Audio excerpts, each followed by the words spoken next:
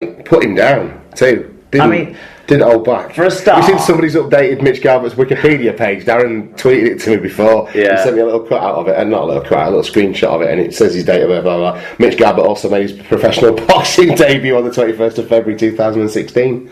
But sticking up for little beefy Keefy. Obviously can't stand up for himself. But well, what was the deal for a start with Tamau's little slap? Yeah. I mean, that's pathetic. Yeah, it is. You're asking for action, but I don't think the action should come from someone else. I think it should come from the bloke you slapped. Yeah. You know, that's where the provocation is. When you're not looking at the bloke and he sort of blindsides you a bit, that's why he's got a ban. Yeah. You would say, or a 2-game ban. That's why Taro was yellow carded and he was red carded. Yeah. Because Taro was probably a yellow card and you can't come in and do that. What a punch it was, though. I mean, crunch. If we were watching boxing, just or UFC or something, but fair jawed him and it sat a big guy down. A really big guy. One of the favourite things I asked him about that is it all kicked off and everybody was like piled in. The little kid in front of us had his phone out all night, whips his phone out, starts filming it. It's like, this is the highlight for me. Good boy. The ban, he's got a 2-game ban for it. Yeah. That's fair enough. The red card was totally fair enough. It was all.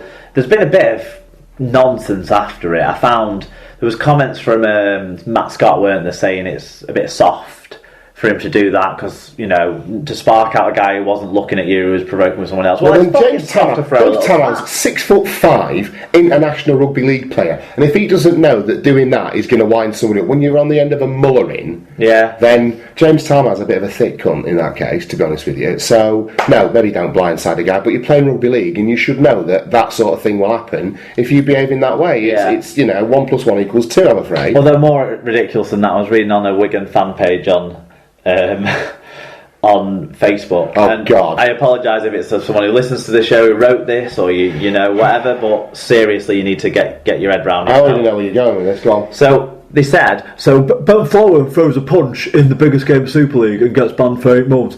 Blooming Mitch Garbutt throws one in the biggest game of the Rugby League year and gets banned for 2 games. Yeah, no fucking didn't, mate.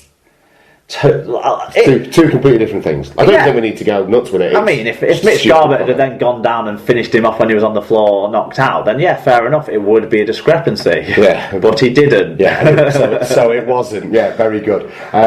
So any other it's like the fella that was whinging because Thurston was chucking balls to like young players and stuff like, is that not a penalty, throwing away the ball and stuff like that? Come on, you're fucking 30 points behind. Delaying the game back, throwing it into the crowd, giving a little kid an absolute joy of Jonathan Thurston passing you a ball and he's having a go. I did like that. I think it might have been Offbeat RL's tweet that said something along the lines of the RFL have announced that they made £1 million off the World Club Series, so they've just about broken even after the cost of kicking tees. But yeah, no, there's absolutely no comparison between Mitch Garbutt and the reprehensible individual moment of Ben Flower doing that. So no, that would be wide of the mark in my opinion. Other people's opinions are quite interesting too. Paul Ludo Lewis got in touch with his soapbox rant. Eddie, it's Jonathan, not Justin. You know the best player of our generation, you complete fool. Retire, you fucking fossil. So yeah, did you see this when they were introduced? Have you watched the game back? I've not watched it back. I watched the fight. Right. You whizzed through the fight. Good lad. Well, I wanted to know what, because we couldn't tell what started it, because I'd followed the ball. Yeah. If I'm honest, I tend to follow that. Yeah, I tend to miss the start, and we couldn't see the screen. No, that's it. Well, what happened was in sort of the pre-match build-up and stuff, where they're obviously hyping it up and doing that whole Sky thing.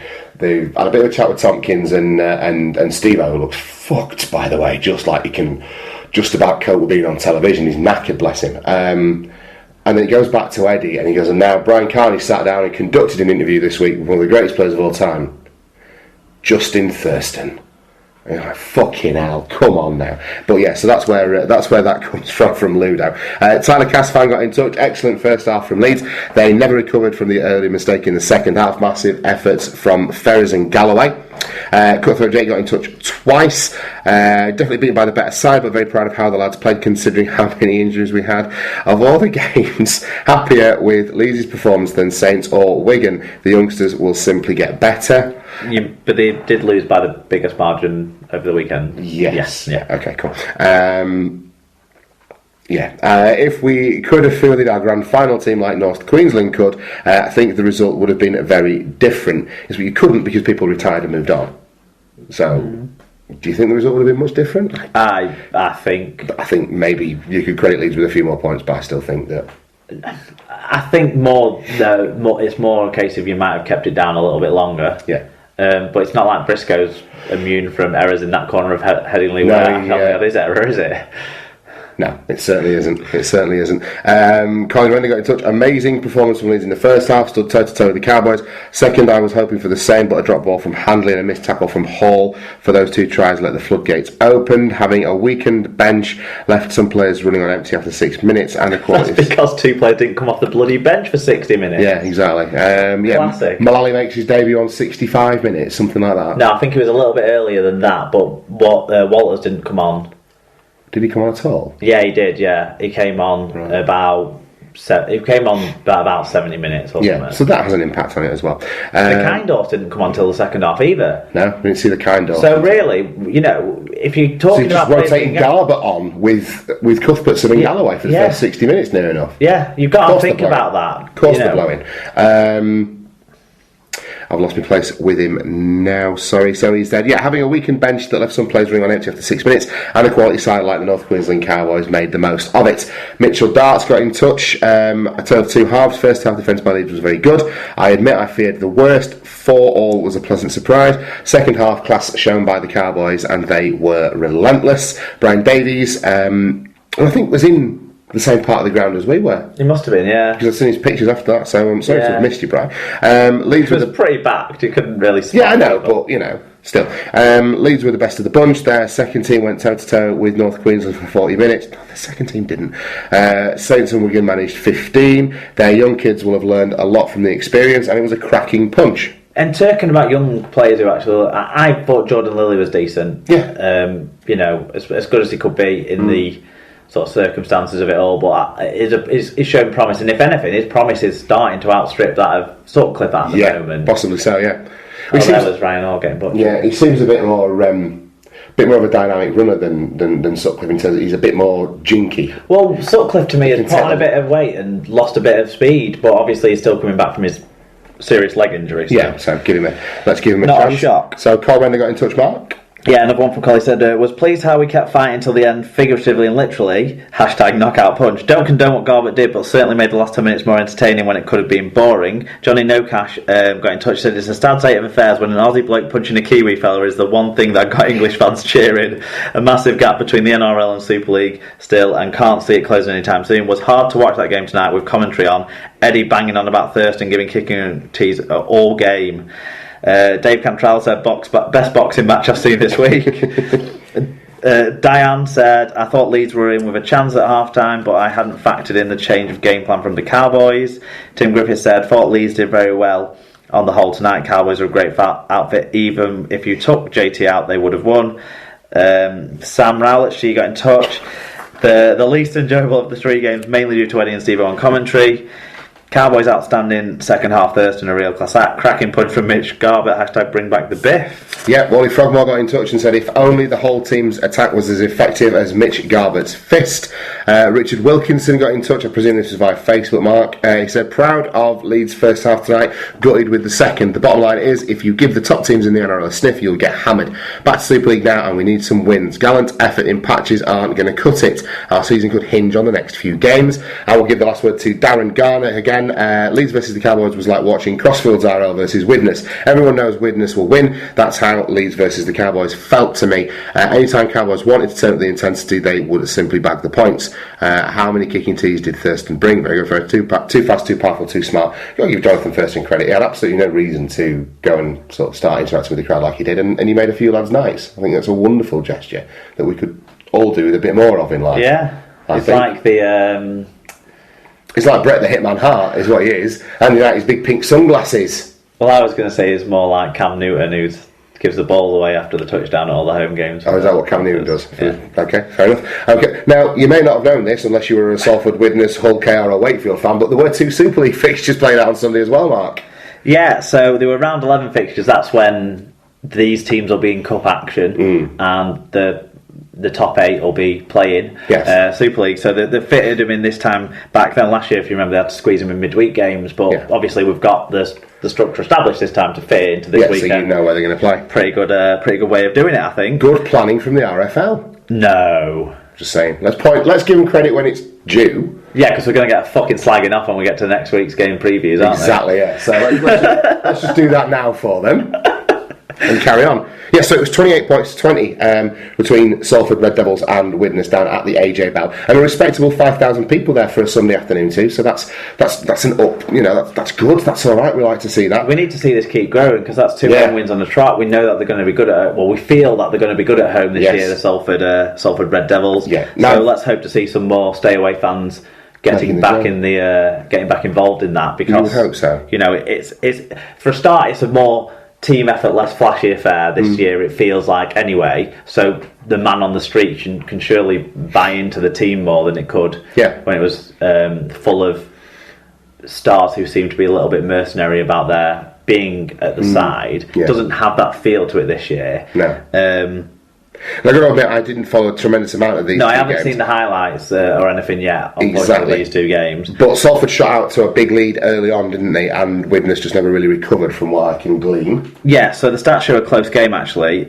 6 clean breaks for each team. Salford had 3% better tackle success, but Widnes had 0.5 metres per carry better average gain and 200 more metres. Salford made 3 more errors, but conceded 3 fewer penalties. No. Yes. Salford made 3 more errors but conceded 3 fewer penalties, so that balance that out. Both teams had a 40-20. It was 5 tries to 4 and 4 goals to 2. That saw Salford wind up 8-point winners, holding on after a second half. Widnes come back from 22-10 down at half time. I picked 20 last week. I picked 28-20. So did you really? Did you spot on? Finally, something going right in the tipping for us. Well, I got a tip. You have to explain this to me, because I picked the right result and it gave me the other green one as well. Something else I got both lit up on my tip as well. So does that mean I picked the right? Right. Well, is that within the margin of error then? Yeah, that's right. Yeah. So there's like getting it spot on. Yeah. Then there's getting it within a certain. Okay. Because that did make some good getting it right and getting it within the margin.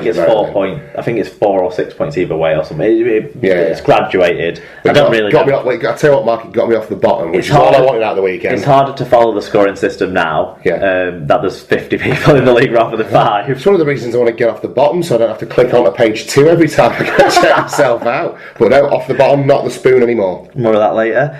Individually, Mark Flanagan with 2 tries for Salford. One of those was apparently a cracker, so I'll look forward to seeing that later on.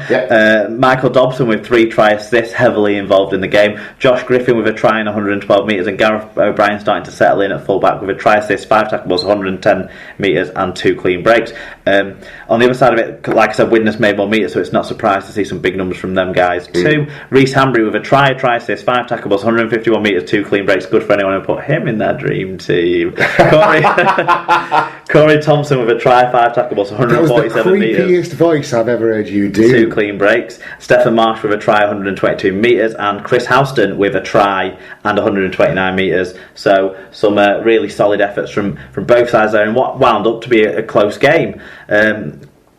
Couple of tweets. Yes, we did. Paul Ludo Lewis got in touch. He's the Widnes fan. Great comeback, but you can't give any side a 22-point start. I'd like to see that last few penalties again before slating the ref, but they looked harsh. I think both sides with a surprise few this year, though. Good in attack and decent in defence. Paul O'Brien got in touch. First half performance across the Vikings today, 22-0 down. Did well to come back. Great support from the travelling fans. Yeah, I must apologise because I think I've missed this one off the Google form somehow. Right. You could still put it on yourself, which the Ludo did. Good. So, see, that's it, taking the initiative. But we didn't get any Salford stuff, so next week Salford fans listening, get in touch. Yeah, Willows Road. Unless you win, against us. Week after. Oh no, I absolutely encourage you to do that. I encourage you to take full advantage of it if you beat Wigan. Okay, so the other game of the weekend, perhaps definitely a surprise result, I would say. Hull KR defeated 12 points to 14 at home by Wakefield. Hull actually scored more tries in this game, didn't they, Mark? But failed to convert a single one of them. And Wakefield went on to be 14 points to 12 winners away at Hull KR. So not a great display for the Robins, and it just sort of starts to put nails in Chris Chester's coffin, perhaps. It's worrying times at OKR, given the injuries they've got as well, that they can't win at home against last year's worst team. Yeah, there was something that mitigated this in terms of their goal kicker was out, and that was ultimately the difference on the scoreboard. Yeah. But having said that, you've got to put yourself in position, I suppose,